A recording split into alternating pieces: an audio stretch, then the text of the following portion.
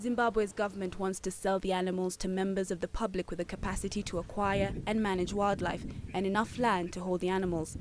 Those interested have been asked to contact the relevant authorities. There are no details on how much the individual animals cost. Parks are seized with a huge problem in terms of maintaining our wildlife, a stock which is under threat from different fronts. Our wildlife threat, especially this year where we had a severe drought. We don't have sufficient water in terms of looking after the wildlife. We also don't have sufficient grazing for the wildlife.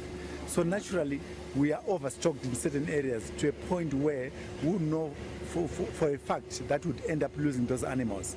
It is not clear if the sale is open to foreign buyers.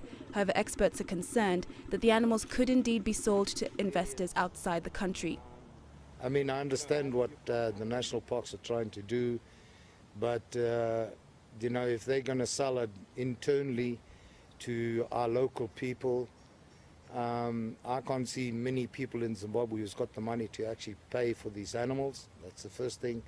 Second thing is they haven't got title deeds or property rights, so I can't see how they're going to sell it to local people. If they're going to sell it to countries around in Africa, I don't think there's a problem there.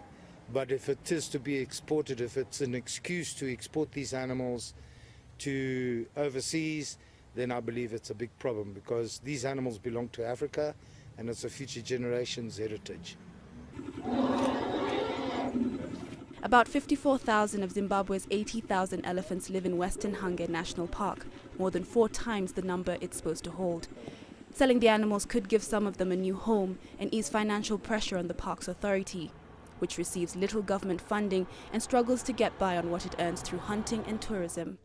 A drought across the region has left more than 4 million Zimbabweans needing aid. It has also exacerbated an economic crisis in the cash-strapped country. The drought occasioned by the El Nino phenomenon is expected to worsen an already critical water shortage in Hwange, which has no rivers and relies on donors to buy fuel to pump out underground wells. Catherine Ogunde, CCTV.